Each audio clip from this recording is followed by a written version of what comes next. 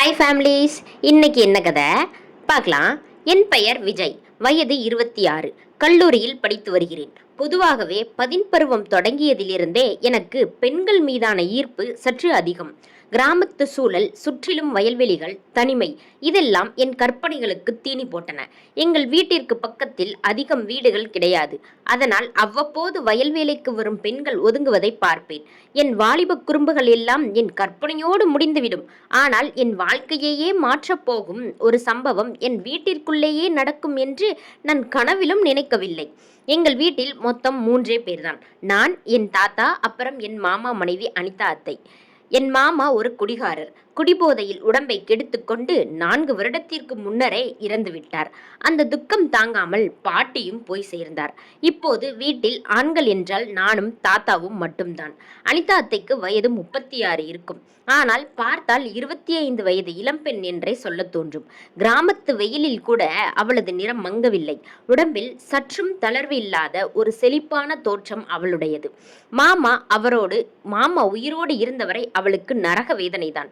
குடித்துவிட்டு வந்து தினமும் அடித்து துன்புறுத்துவார். பாவம், சுகம் என்றால் என்னவென்றே தெரியாமல் வாழ்ந்தாள் அவள். நானும் இப்போது விவரம் தெரிந்த பையன் என்பதால் அத்தையின் தனிமையும் அவளுக்கு இருக்கும் ஏக்கமும் எனக்கு புரிய ஆரம்பித்தது. ஆனால் அவள் என் தாய் ஸ்தானத்தில் இருப்பவள் என்பதால் என் மனதை நானே கட்டுப்படுத்திக் கொள்வேன். ஒரு நாள் என் வாழ்க்கை பார்வையை மாற்றிய அந்த ஒரு சம்பவம் நடந்தது. அன்று கல்லூரிக்கு சென்ற நான் ஏதோ காரணத்தால் சீக்கிரமே வீடு திரும்பினேன். மதிய நேரம். சூரியன் சுட்டரித்துக் கொண்டிருந்தது. வீடு நிசப்தமாக இருந்தது. எல்லோரும் வயலுக்கு போயிருப்பார்கள் என்று நினைத்து கொண்டு வாசலில் ஏறினேன். அப்போது வாசற்படியில் கிடந்த ஒரு சிறிய பாக்கெட்டை பார்த்தேன். அதை எடுத்து பார்த்ததும் எனக்கு தூக்கி வாரி போட்டது. அது ஆண்களுக்கான ஒரு பாதுகாப்பு உரை. வீட்டில் யாரும் இல்லை. இது எப்படி இங்கே வந்தது? யார் இதை உபயோகிப்பது என்று குழப்பத்துடன் வீட்டின் ஜன்னல் வழியாக உள்ளே எட்டி பார்த்தேன். உள்ளே நான் கண்ட காட்சி என் காலடியில் இருந்த பூமியை நழுவ செய்தது.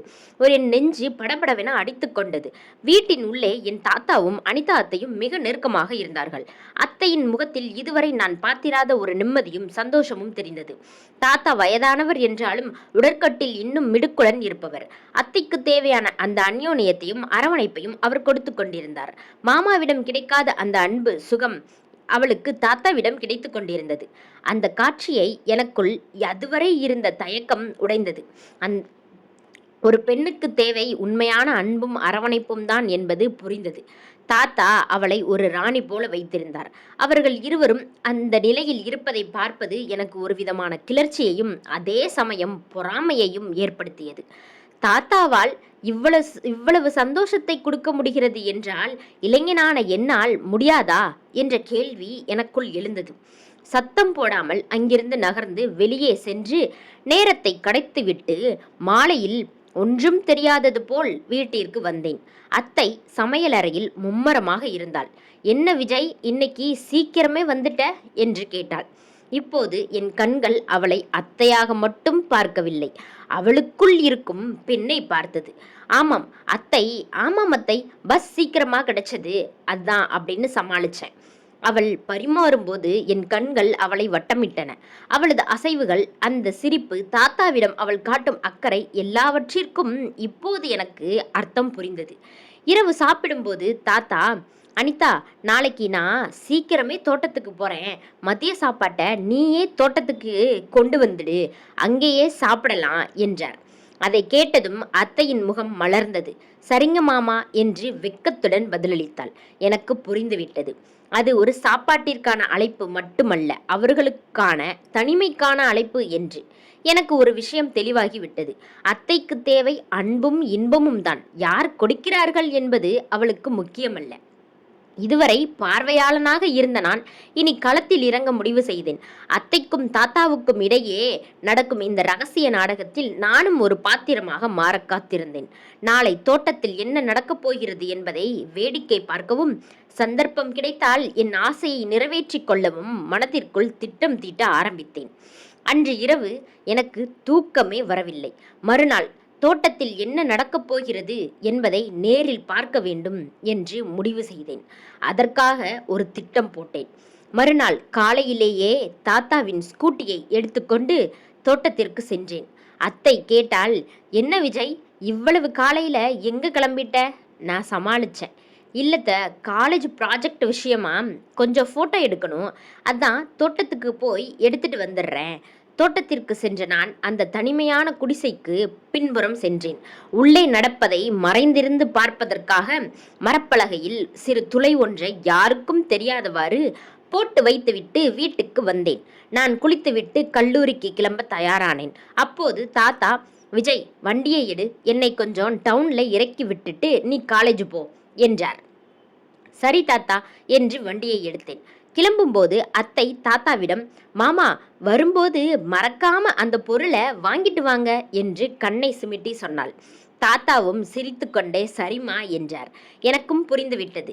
ஆனால் புரியாதது போல் வண்டியை ஓட்டினேன். வண்டி போய்க் கொண்டிருக்கும் போது ஒரு மெடிக்கல் ஷாப் வந்தது. தாத்தா வண்டியை நிறுத்த சொன்னார். இங்கேயே நில்லு, நான் மருந்து வாங்கிட்டு வந்துடுறேன் என்று சொல்லிவிட்டு இறங்கினார். எனக்கு தெரியும் அவர் என்ன வாங்கப் போகிறார் என்று. அவர் கரைக்காரரிடம் ரகசியமாக எதையோ கேட்பதும் பாக்கெட்டில் அதை வாங்குவதும் எனக்கு தெரிந்தது. அவர் திரும்பி என்னை பார்த்தபோது நான் வேறு பக்கமாக வேடிக்கை பார்ப்பது போல் நடித்தேன். திரும்பி வந்தவர், அத்தைக்கு சளி பிடிச்சிருக்குப்பா, அதான் மாத்திரை வாங்கினேன் என்று பொய் சொன்னார். எனக்கு சிரிப்பு வந்தது. ஆனால் அடக்கிக் கொண்டேன். அவரை இறக்கி விட்டு விட்டு நான் கல்லூரிக்கு செல்லாமல் குறுக்கு வழியில் தோட்டத்திற்கு விரைந்தேன். குடிசைக்குள் நான் ஏற்கனவே போட்டு வைத்திருந்த துளை வழியாக பார்க்க தயாரானேன். சிறிது நேரத்தில் தாத்தாவும் அவரை தொடர்ந்து அத்தையும் குடிசைக்குள் வந்தார்கள். கதவு சாத்தப்பட்டது. குடிசையின் ஓட்டை வழியாக சூரிய ஒளி உள்ளே விழுந்து கொண்டிருந்தது. அவர்கள் பேசுவது எனக்கு தெளிவாக கேட்டது. மாமா, நேத்து சரியாவே இல்ல, இன்னைக்காவது நல்லா என்று சினிங்கினாள் அத்தை.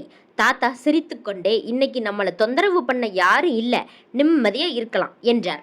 அதன் பிறகு நடந்தவை என் ரத்தத்தை சூடேற்றின.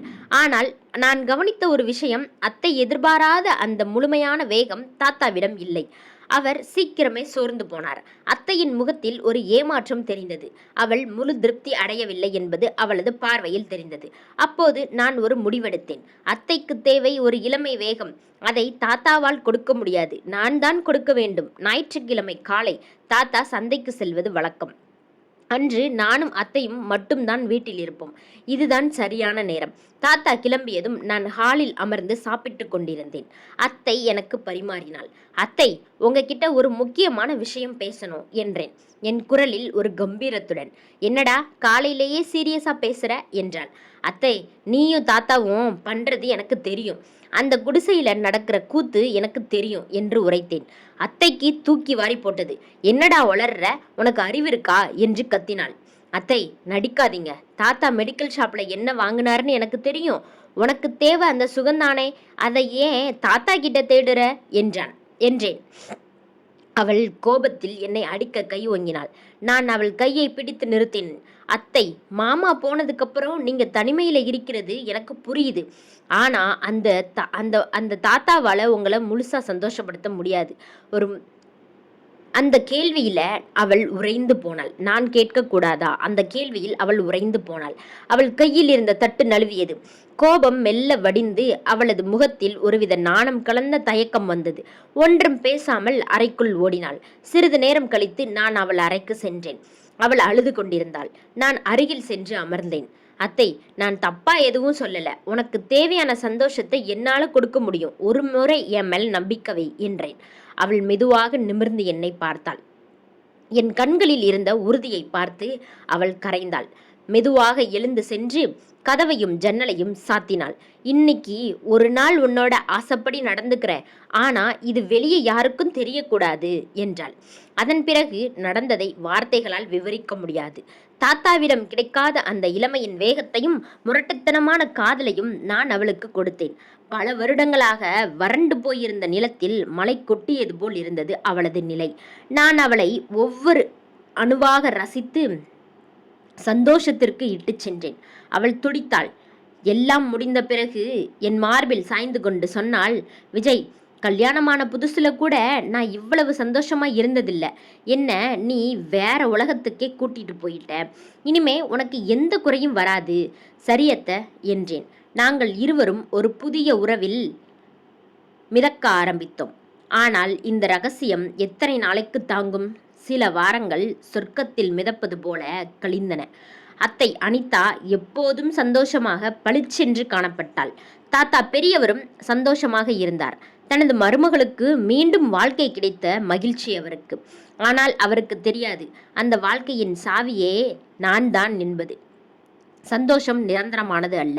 ஒரு நாள் அதிகாலையில் தாத்தா வயலுக்கு புறப்படுவதற்கு முன் என் அறையில் இருந்த ஒரு துண்டு தாளை பார்த்தார். அது நான் ஏதோ அவசரத்தில் சட்டை பையில் இருந்து தவறிவிட்ட ஒரு காதல் கவிதை. அத்தையை குறித்து நான் எழுதியது. அதன் வரிகளில் அத்தையின் பெயரும் தாத்தாவை உறைய வைத்தன. தாத்தா அன்று வயலுக்கு போகவில்லை. நான் அப்போதுதான் குளித்துவிட்டு வந்தேன். தாத்தா அந்த தாளுடன் நடுஹாலில் நின்று கொண்டிருந்தார். அவரது கண்கள் சிவந்திருந்தன. அவரை அப்படி நான் பார்த்ததில்லை. என்ன இது, என்ன? அவர் குரலில் மூச்சுக்காற்று வந்தது. அப்போது சமையலறையிலிருந்து வந்த அனிதா அத்தை தாத்தாவை கண்டதும் ஸ்தம்பித்து போனாள். நிலைமையை புரிந்து கொண்ட நான் தைரியத்தை வரவழைத்து கொண்டு தாத்தாவின் கண்களை நேராக பார்த்தேன். தாத்தாக்கு உண்மை தெரிந்துவிட்டது. ஆம், நான் தான் அத்தைக்கு கொடுத்து கொண்டிருக்கிறேன் என்றேன், ஒரு கணமும் தயங்காமல். தாத்தாவின் கைகள் நடுங்கின. அவர் அந்த காகிதத்தை கீழே வீசிவிட்டு, இந்த வீட்டில் நான் ஒரு தகப்பனாகவும் மாமனாராகவும் உழைத்திருக்கிறேன், துரோகம் செய்து விட்டாய் என்று ஆவேசமாக கத்தினார். அனிதா அத்தை வேகமாக முன்னேறி வந்தாள். மாமா, இது துரோகம் இல்லை, என் வாழ்க்கைக்கான பிச்சை என்று குமுறி அழுதாள். உங்களிடம் நான் சண்டையிட்டதில்லை, ஆனால் என் உணர்வுகளுக்கு நீங்கள் ஈடு கொடுக்க முடியவில்லை. இவன் என் ஆசைகளை பூர்த்தி செய்கிறான். மாமா போன பிறகு எனக்கு கிடைத்த உண்மையான ஆறுதல் இவன்தான். ஒரு மாமனாரின் வேதனை அத்தையின் கண்ணீர் தாத்தாவின் கோபத்தை குறைத்தது. அவர் முதுமை தளர்ந்தவராக தரையில் சாய்ந்தார். இத்தனை நாள் அவர் செய்த உபகாரத்திற்கு இப்படி ஒரு பதிலா என்ற வேதனை அவர் கண்களில் தெரிந்தது. ஆனால் அதே சமயம் அவர் அன்று குடிசைக்குள் பார்த்த அத்தையின் திருப்தியற்ற முகம் அவருக்கு நினைவுக்கு வந்தது. அந்த நிமிடம் ஒரு முடிவுக்கு வர வேண்டியிருந்தது. நான் உங்களை அவமதிக்கவில்லை. உங்கள் மருமகள் அவளின் சந்தோஷத்தை பறிக்கும் உரிமை யாருக்கும் இல்லை. நான் விலகி போகிறேன். நீங்கள் சம்மதித்தால் நான் இந்த வீட்டிலிருந்தே வெளியேறுகிறேன் என்றேன். தாத்தாவின் முகம் குழப்பத்தில் உறைந்தது. விஜய் விலகி போனால் மீண்டும் அத்தை தனிமையில் வாழ நேரிடும். தன் வயோதிகம் தனது மருமகளின் சந்தோஷத்தை பறிக்கும் ஒரு தடையாக இருக்கக்கூடாது என்று அவர் மனம் மெல்ல சமாதானமானது. சிறிது நேரம் மௌனம் நீடித்தது. அது அந்த கதையின் மிக நீளமான மிக கனமான மௌனம். பின்னர் மெதுவாக எழுந்து நின்ற தாத்தா என்னையும் அத்தையும் பார்த்தார். விஜய், நீ எங்கும் போக வேண்டாம். அனிதா, நீ அழாதே. அவர் எங்களை விலக்கி வைக்கவில்லை. மாறாக இந்த வீட்டுக்குள் நடக்கும் விஷயம் யாருக்கும் தெரியக்கூடாது. இது நம்ம 3 பேருக்கு மட்டும் தெரிஞ்ச ரகசியமாய் இருக்கட்டும். எனக்கு தெரியும் நீ இப்போதெல்லாம் சந்தோஷமாய் இருக்கிறாய் அனிதா. அதுவே போதும். இனிமேல் எதுவும் கேட்க மாட்டேன் என்று சொல்லிவிட்டு வேதனையுடன் தன் அறைக்கு சென்று கதவை பூட்டிக் கொண்டார். தாத்தாவின் அந்த முடிவை நாங்கள் எதிர்பார்க்கவில்லை. அது துரோகத்திற்கான மன்னிப்பா அல்லது அன்பான ஒரு பெரியவரின் மௌனமான ஆசீர்வாதமா? எதுவாயினும் அன்றிலிருந்து எங்கள் குடும்ப வாழ்க்கை ஒரு பிரத்யேகமான ஒரு புதிய பரிமாணத்தை அடைந்தது. நாங்கள் இருவரும் திருமணம் செய்து கொண்டோம். அத்தை என் மனைவியாக மாறினாள். தாத்தா எப்போதும் போல வெளியில் சென்று வருவார். ஆனால் வீட்டுக்குள் நிலவும் இன்பமான மௌனத்தை அவர் கேள்வியற்ற அனுமதியுடன் ஏற்றுக்கொண்டார். நானும் அனிதாவும் எங்கள் உறவை தொடர்ந்தோம். ஆனால் ஒவ்வொரு முறை அருகில் வரும்போதும் தாத்தாவின் சம்மதம் ஒரு பெரிய நிழல் போல எங்களை தொடர்ந்தது. எங்களுக்கு ஒரு அழகான பெண் குழந்தை பிறந்தது. சில சமயம் வாழ்க்கையின் உறவின் வரையறைகளை மீறி விடுகின்றன. குடும்பம் போல தெரிந்தாலும் மட்டுமே ஒரு இரகசிய ஒப்பந்தத்தின் கீழ் எங்கள் வாழ்க்கை மிக திருப்தியாக தொடர்ந்தது. ஒரு இளைஞனின் துணிச்சல், ஒரு பெண்ணின் ஏக்கம், ஒரு வயோதிகரின் தியாகம் ஆகிய 3இன் கலவையாக எங்கள் குடும்பத்தின் கதை அமைந்தது. இதுவரை தாத்தாவாக இருந்தவர் இப்போது எங்கள் இரகசியங்களின் காவலனாக மாறிவிட்டார். அந்த மௌனமான சம்மதத்துடன் எங்கள் வாழ்க்கை சக்கரம் சுழன்றது. இந்த கதை சொல்வதன் நோக்கம் உங்களுடைய யாருடைய உணர்வுகளையும் புண்படுத்துவதோ, எந்த ஒரு ஒழுக்கக்கேடான அல்லது ஆபாசமான விஷயங்களை தூண்டுவதோ அல்ல. சமூகத்தில் நடைபெறும் இத்தகைய பிரச்சனைகளை பற்றி விழிப்புணர்வை ஏற்படுத்துவதே இந்த கதையின் நோக்கம். பிரச்சனைகளில் கவனமாகவும் பாதுகாப்பாகவும் விழிப்புடனும் இருக்க வேண்டும் என்ற கல்வி செய்தியை பார்வையாளர்களுக்கு நாங்கள் அளிக்க விரும்புகிறோம். நண்பர்களே, இதுதான் இன்றைய எங்கள் கதை. இந்த கதை உங்களுக்கு எப்படி இருந்தது என்று கமெண்ட் செய்து சொல்லுங்கள். எங்கள் வீடியோவை உங்கள் நண்பர்களிடம் அதிகம் பகிருங்கள். மேலும் எங்கள் சேனலை சப்ஸ்கிரைப் செய்து கொள்ளுங்கள். அப்போதுதான் வரும் வீடியோக்கள் அறிவிப்புகள் உடனடியாக உங்களுக்கு கிடைக்கும். அடுத்த வீடியோவில் உங்களை சந்திக்கிறேன். நன்றி. வணக்கம். பாய்.